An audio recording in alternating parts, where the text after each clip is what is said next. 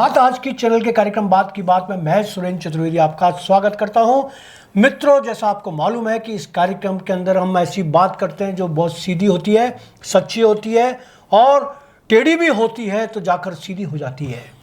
मैं आज जिस मुद्दे पर बात करना चाहूँगा, पहले तो वो मुद्दा बता दूं, उसके बाद में मैं आपको ये बताना चाहूँगा कि जो इस कार्यक्रम को हम लोगों के लिए एंकर करते हैं, जो हम लोगों के लिए प्रस्तुत करते हैं, वो हैं प्रेम आनंदकर साहब। प्रेम आनंदकर साहब जो हैं वरिष्ठ पत्रकार हैं, ब्लॉगर हैं और लंबे अरसे से अपनी कलम का लोहा मनवा रहे हैं। पूरा अजमेर नहीं, पूरा राजस्थान उनकी कलम की चर्चा करता है। आज मैं आपका स्वागत करता हूँ। और प्रेम आनंदकर जी, आज का जो मैं मुद्दा बनाना चाह रहा हूँ कि एक तो होता है मिलावट, एक होता है नकली। किशनगढ़ के अंदर नकली खाद बनाई जा रही थी। बिल्कुल नकली खाद मतलब मिलावटी नहीं थी। मिलावट तो वो होती है इसमें थोड़ी बहुत ओरिजिनल और थोड़ी बहुत दूसरी चीज मिला दी जाए, लेकिन ये तो पूरी की पूरी टोटल नकली खाद। बिल्कुल मतलब आप ये देखिएगा कि मिट्टी, मार्बल की चूरी, इन दोनों को मिला दिया, दूसरी कुछ थोड़ी बहुत और चीजें मिला दी और इससे तरह मिला के मिट्टी को रंग बिरंगा कर दिया, जिससे कि वो रंगे। और बड़ी बड़ी ब्रांडेड कंपनियां जो खाद होती हैं, जिनकी खाद की एक कट्टा जो होता है वो कम से कम 4,000 5,000 का खाद का कट्टा होता है, वो कितना तरीके से, कितने सलीके से उन्हीं के मार्क लगाकर, उन्हीं के यातायात के साधनों से और बेचा जा रहा था। और ये केवल किशनगढ़ में नहीं था, इनका व्यापार जा रहा था पंजाब, बिहार, मतलब कहाँ कहाँ आसपास के राज्य के अंदर ये लोग बाग वो नकली खाद बेच रहे थे। यानी किसानों के साथ कितना बड़ा अन्याय हो रहा था। कहाँ कहाँ के किसान ये सोचकर कि हमारे पास सही ब्रांडेड खाद मिल रही है, लेकिन वो उनको नकली खाद दी जा रही थी। ये सारा कारोबार अगर चल रहा था तो मैं ये सोचता हूँ कि अगर ये किशनगढ़ के अंदर जो अभी पिछले दिनों में पकड़ा गया है और हमारे कृषि मंत्री किरोड़ी लाल मीणा की सजगता से पकड़ा गया, मैं उनको नमन करता हूँ, सैल्यूट करता हूँ कि उन्होंने वाकई कृषि मंत्री में जो गुण होने चाहिए वो उनमें थे और वो तो हमेशा चर्चाओं में रहे हैं। चाहे वो पेपर लीक मामला हो, SI परीक्षा का मामला हो, RAS का मामला हो, सब मामलों में वो बहुत ज़्यादा वो रहते हैं और बड़ा मतलब जिसे कहते हैं एयर स्ट्राइक करते हैं वो पूरी की पूरी, और उन्होंने बहुत अच्छी एयर स्ट्राइक की। मेरा आपसे सवाल ये है कि ये सारा जो गोरख धंधा है, इसको आप किस नज़र से देखते हैं? देखिए, जो ताज़ा मुद्दा है इस पे सबसे बड़ी बात यह है कि धरती पुत्रों से जुड़ा हुआ मुद्दा है। अब आप ये देखिए कि जिस तरह से गोरख धंधा चल रहा था, उससे धरती पुत्र कितने लुट रहे थे। उनकी जो खेती है, उनकी ज़मीन है, कितनी बंजर हो रही थी। ये तो राजस्थान के कृषि मंत्री हैं डॉक्टर किरोड़ी लाल मीणा जी, उन्होंने इतनी हिम्मत दिखाई। मेरे हिसाब से राजस्थान के एक पहले मंत्री होंगे जिन्होंने अपने डिपार्टमेंट के, अपने क्षेत्र में इतनी बड़ी दबिश देकर और इतने बड़े घोटाले का पर्दाफाश किया है। बिल्कुल सही कह रहे हैं प्रेम जी। और मैं तो कहता हूँ कि आप ये बिल्कुल राजस्थान की नहीं, मैं बता रहा हूँ प्रेम जी, ये पूरा देश का पहला मंत्री है बिल्कुल जिसने इस तरीके की कार्रवाई सीधे खुद पहुंचकर। बिल्कुल, हालांकि मतलब लोग बाग करते हैं कार्रवाइयाँ, मिलावटी सामान का होता है, मसाले पकड़े जाते हैं, आटा पकड़ा जाता है और दूसरी चीजें, सीमेंट पकड़ी जाती है, मिलावटी सब कुछ होता है, लेकिन मंत्री खुद मौके पर पहुंचे। बिल्कुल बिल्कुल, मैं यही तो कह रहा हूं कि ये पहले मंत्री हैं जिन्होंने इतनी दिलेरी दिखाई कार्रवाई करने में, वरना तो अभी आप देखो कोई ऐसा मंत्री अब तक आता नहीं है। चलिए अपन वो दूसरी बात पे नहीं जाएंगे। सवाल ये, जैसे भी आपने कहा, मिलावट में और नकली चीज में बहुत बड़ा अंतर होता है।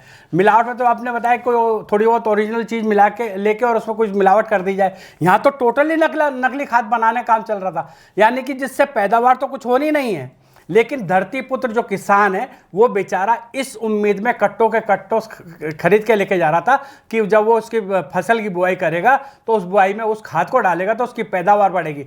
एक तो कुदरत की मार, अमूमन तौर पर आप देखते हैं प्रकृति का जो असंतुलन है वो भी किसानों को मार देता है। एक तो कुदरत की मार, कभी तेज धूप पड़ रही है, कभी अतिवृष्टि हो रही है, कभी ओलावृष्टि हो रही है और कभी पाला पड़ रहा, सर्दी के दिनों में पाला पड़ रहा, तो किसान बेचारा वैसे ही कुदरत की मार से परेशान होता है। कुदरत की मार जो होती है वो तो होती है, लेकिन ये जो इंसानियत के जो दुश्मन हैं, जो इनको और क्या भाषा में बोला जाए, मैं तो एक बहुत सभ्य भाषा में कह रहा हूँ कि इंसानियत के जो दुश्मन है ये उनको चारों तरफ से बर्बाद करने पे तुले हुए थे। अपने आप को करोड़पति अरबपति बनाने के लिए बदनाम, उनको बर्बाद करने पे तुले हुए थे। अब आप ये देखिए कि अभी जैसा भी आप ने देखा भी होगा, समाचार पत्रों में पढ़ा होगा कि हम किसी भी मुद्दे पर लड़ाई शुरू करें ना तो राजनीति पहले घुसती है। मेरा ये मानना है कि ये मुद्दा बिल्कुल किसानों से निहायत किसानों से जुड़ा हुआ है, हमारी पैदावार से जुड़ा हुआ मुद्दा है। अगर हमारी पैदावार नहीं होगी, पैदावार घटेगी, तो आप ये देख लो देश के अंदर अन्न का संकट कितना पैदा हो जाएगा, खाद्यान्न का संकट कितना, दाल दलहन का कितना संकट पैदा हो जाएगा। लेकिन उसकी तरफ किसी का ध्यान नहीं जा रहा है। हम पहले अब हर चीज में राजनीति घुसेड़ देते। लेकिन मैं फिर भी ये कहता हूं कि चाहे कब से ये चल रहा था, लेकिन हमें इस मामले में पूरी तरह किरोड़ी लाल जी की ने जो कार्रवाई की है उनकी तारीफ करनी चाहिए और उनका साथ देना चाहिए। अब मैं आपसे एक सवाल खड़ा करता हूं कि ये जो अब चल रहा था, तो एक गोरख धंधा कोई आज से नहीं चल रहा था, ये कई कई वर्षों से चल रहा था, चाहे वो कांग्रेस का शासनकाल रहा हो, चाहे बीजेपी का शासनकाल रहा हो। लेकिन सवाल ये है कि मैं तो अब किरोड़ी जी ने तो अपनी कार्रवाई कर ली, मैं तो ये कृषि विभाग के अधिकारियों पे सवाल खड़ा करता हूं कि क्या उनको इस बात की जानकारी नहीं थी? अगर जानकारी थी तो क्या उन्होंने कार्रवाई क्यों नहीं की? और कार्रवाई इसलिए नहीं की होगी क्योंकि कहीं ऐसा तो नहीं कि ये जो अवैध फैक्ट्री वाले हैं, अवैध नकली खाद बनाने वाले हैं, इन पे उनका बर्दाश्त था या उनसे उनका कोई लेन देन चल रहा था? इस हिसाब से पहली कार्रवाई तो अगर कृषि विभाग के अधिकारी ये सजग रहते, कार्रवाई करते, तो हो सकता है आज मंत्री जी को इतनी बड़ी कार्रवाई नहीं करनी पड़ती। लेकिन इसके अंदर सीधा सीधा कृषि विभाग के अधिकारियों, अब किरोड़ी लाल जी को ये करना ये चाहिए कि वो सीधे सीधे अपने डिपार्टमेंट के अधिकारियों के पे खिलाफ कार्रवाई करें। ये इतना बड़ा मुद्दा है कि आप देखो मिलावट में मिलावट का जो कानून बना है, विभिन्न धाराओं में मुकदमा दर्ज होता है। यहाँ तो नकली खाद बना के धरती पुत्रों को धोखा देने के मामले में सीधा सीधा मुकदमा होना चाहिए और ऐसे लोगों को इतनी बड़ी सजा मिलनी चाहिए जिसकी कोई हद नहीं, ताकि उनका कोई बचाव भी नहीं हो सके और कभी जेल से बाहर नहीं आ सके। प्रेम आनंदकर जी, दो बात। हाँ।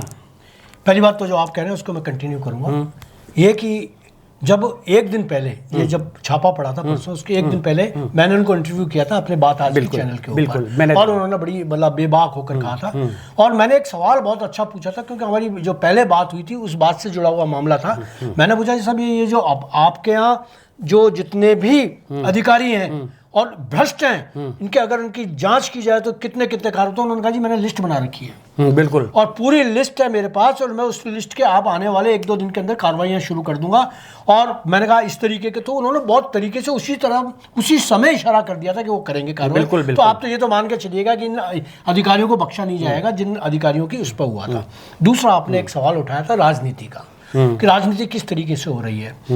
कोई कह रहा है साहब कि जैसे अब अपने केंद्रीय राज्य मंत्री हैं, कृषि राज्य मंत्री भागीरथ चौधरी जी, उन्होंने कहा कि साहब ये तो उसके समय से चला रहा था। खुद ने अपना किरोड़ी लाल जी ने भी खुद ये कहा कि कांग्रेस के कार्यकाल से ये चला आ रहा था। देखिए, कांग्रेस के कार्यकाल से चला नहीं आ रहा था, ये तो नेहरू जी के टाइम से भी हो सकता है चला आ रहा हो, ये हो सकता है कि कोई और दूसरे प्रधानमंत्री रहे हो उनके कार्यकाल में भी चला रहा हो, अटल बिहारी के भी टाइम में चल रहा हो। लेकिन जब पकड़ा जाता है तो चोर होता है, पहली बात। दूसरी बात है कि अगर उन्होंने किसी फैक्ट्री को लाइसेंस दिया होता तो हम ये समझते हैं कि उनके टाइम के अंदर लाइसेंस दिया गया था। बिल्कुल, ये लाइसेंस शुदा नहीं है। बिल्कुल लाइसेंस नहीं था इनके पास भी। इनके साथ खाद बेचने का लाइसेंस था इनके पास, बस ये खाद बनाने कैसे लग गए? बस वही बात होती है कि जिस तरीके से कि कोई मेडिकल स्टोर किसी के पास है, मेडिकल फार्मेसी का है, मेडिकल स्टोर की जगह वो डॉक्टरी करने लग जाए या दवा बनाने लग जाए। अरे दवा बनाने लग जाए और दवा का मतलब वहां पर वो निस्तारण करने लग जाए। जिस तरीके से किशनगढ़ के अंदर अभी एक पार्षद पुत्र ने किया, तो वो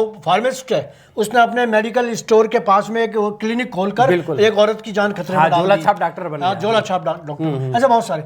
तो मेरा यह है कि किसके टाइम में क्या हुआ ये छोड़ दिया जाना चाहिए। बिल्कुल सही कह रहे हैं आप। अब तो यह है कि अगर हुआ, और इसके लिए देखिए चाहे कुछ भी हो, आप क्या कहना चाहेंगे कि भागीरथ चौधरी क्या इसके लिए जिम्मेदार नहीं है? बिल्कुल, पूरी तरह देश के वो मंत्री मैं देखो सुरेंद्र जी भाई साहब, मैं ये कहता हूँ, भागीरथ जी किशनगढ़ से विधायक भी रहे, बीजेपी के विधायक रहे, आज उनका किसान नेता है, खेती बाड़ी की अच्छी जानकारी है, खुद खेती बाड़ी करते हैं, और एक बार वहां से विधायक रहे, दूसरी बार यहाँ अजमेर जिले से सांसद चुने गए हैं। किशनगढ़ इसी अजमेर संसदीय क्षेत्र में आता है, और केंद्रीय मंत्री बनने के बाद जब जब वो आते हैं तो उनका अधिकांश समय किशनगढ़ बीतता है। तो सवाल सबसे बड़ा खड़ा ये होता है कि खुद कृषि राज्य मंत्री होने के बावजूद उन्होंने ये एक्शन क्यों नहीं लिया? क्या उनकी जानकारी में नहीं आया, या जानकारी में आया तो क्या वो अनदेखा कर रहे थे उसकी? अब तक उसकी अनदेखी क्यों कर? अब आपको ये मालूम है कि कांग्रेस के कार्यकाल से चला आ रहा है, इसका मतलब मालूम है ना आपको मालूम है कांग्रेस के चला रहा है। मैं इसी बात पे आ रहा हूं। आज किरोड़ी लाल जी ने कार्यवाही की तो आप कह रहे हो कांग्रेस के कार्यकाल से चला रहा। इसका मतलब यह माना जाए कि आपको यह तो जानकारी थी कि चाहे कांग्रेस के कार्यकाल से चल रहा है लेकिन अवैध फैक्ट्रियां चल रही है, यह जानकारी। अगर आपकी जानकारी, मैं तो आपकी भागीरथ जी की बात पकड़ के बोल रहा हूं, भागीरथ जी से कहना चाहता हूं कि आपको जब पता था कि कांग्रेस के कार्यकाल में चल रहा था तो आपने अब तक कार्यवाही क्यों नहीं की? आप क्यों हाथ पे हाथ रखकर बैठे हुए थे? आपको कार्यवाही करनी चाहिए थी। अब आप ये देखो, किशनगढ़ के जो नल्लू है, आपके उदयपुर कला है और जो दूसरे क्षेत्र उसमें अवैध फैक्ट्रियां चल रही है। पूरे जिले के अंदर करीब 34 अवैध फैक्ट्रियां चल रही है जिनमें नकली खाद बन रहा है। अब आप ये बताओ कि इन 34 फैक्ट्रियों से पूरे देश के अंदर कितने किसानों के? प्रेम जी सिर्फ अजमेर बता रहे हैं। हाँ, अगर आप ये देखेंगे राजस्थान में, ये ऐसा थोड़ी कि ये जो इतने 30 मार्का सिर्फ किशनगढ़ के अंदर ही है। बिल्कुल, और भी तो बिल्कुल चलो उदयपुर में भी बन रहा होगा, भीलवाड़ा में भी बन रहा होगा, जाने कहां। वो तो अब किरोड़ी जी की कार्यवाही सामने लाएगी। अभी तो हमारे पास अजमेर जिले का आंकड़ा, बिल्कुल। तो अजमेर जिले में इतनी सारी फैक्ट्रियां, अवैध फैक्ट्रियां चल रही है। अब 34 फैक्ट्रियों से आप देखो कि देश के कितने बड़े भाग के अंदर नकली खाद सप्लाई हो रही होगी और कितनी फसलें हैं जो बंजर भूमि बन गई होंगी, कितने किसानों का पैसा व्यर्थ चला गया होगा, कई बेचारे किसान माथा पकड़ के रोते होंगे। प्रेम जी यार, मेरे को आप ये बताइए कि ये सब कुछ आप बता रहे हैं, बहुत अच्छा बता रहे हैं, आंकड़ों की भाषा भी आपकी बहुत अच्छी है।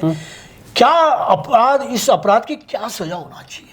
देखिए साहब, मैं अगर निष्पक्ष रूप से बात करूं तो ये सीधा सीधा कई लोगों की हत्या करने वाला जुर्म है। और इस जुर्म की सजा जो अदालत जो 4-5 हत्याओं 10 हत्याओं की सजा अदालत देती है, फांसी की सजा, मैं तो कहूँ कि अदालत को बहुत बड़ा संज्ञान लेना चाहिए, अपने स्तर पे भी संज्ञान लेना चाहिए। शिक्षा कृषि विभाग तो अपना मुकदमा दर्ज कराएगा ही नकली खाद बनाने वालों के खिलाफ, लेकिन जब मुकदमा कोर्ट के पास जाए तो ये इंसानियत के दुश्मनों के खिलाफ जितने कड़ी से कड़ी सजा का प्रावधान किया जाना चाहिए और करना चाहिए। अदालत से मेरा अपना निवेदन कर सकते हैं, आग्रह कर सकते हैं। लेकिन मेरी ये बात मानता हूं कि अगर आपने 1-2 के खिलाफ भी कड़ा एक्शन ले लिया, कड़ी सजा सुना दी, तो मेरा मानना है कि काफ़ी कुछ लोगों को सबक मिलता है। हो सकता है जो लोग आगे इस काम को करने वाले हो वो ना करें, लेकिन इस मामले में ये बिल्कुल सरासर इंसानियत का, इंसानों की, लोगों की जिंदगी से खेलने वाला, धरती पुत्रों की जिंदगी से खेलने वाला मामला है। बिल्कुल आप सही कह रहे हैं। सबसे बड़ी बात इसके अंदर, मतलब क्यों चला रहा है, फांसी नहीं लगेगी, नहीं लगेगी, फांसी नहीं लगती, मिलावटी हो रहा है, तेल मिलावट का मिल रहा है, कोर्ट से बरी हो रहा है, सैंपल दूसरा हो जाएगा, बाकायदा, मतलब सारी सेटिंगें, सब जानते हैं कि क्या होता है मिलावट में। आए रोज मिलावट के, आप देखिए कि दवाइयों की मिलावट का अजमेर में कांड हुआ, करोड़ों का, मतलब नकली दवाइयां बनकर आती हैं, नकली दवाइयां जाती हैं, सारा कुछ होता है, केस दर्ज होता है। सुरेंद्र जी, मैं आपको बताऊं ना, ये सब हमारी व्यवस्थाओं की खामियां हैं।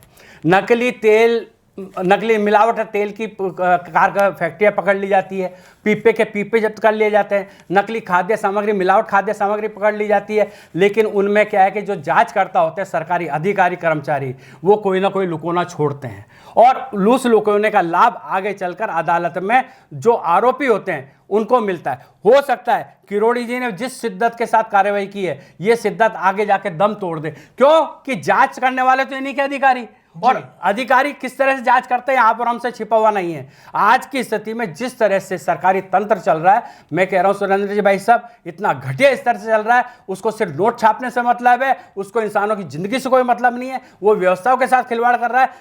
किरोड़ी लाल जी से मैं तो ये निवेदन करूंगा कि जिस शिद्दत के साथ वो दूसरे मुद्दे उठाते रहे और जिस शिद्दत के साथ उन्होंने अभी नकली फैक्ट्रियां पकड़ी है, इसी शिद्दत के साथ आप इनकी जांच करवा लीजिए और एक एक के गले में ऐसा हाथ रखवाइए कि उनके वो कोर्ट से वो पंजा नहीं छूट सके।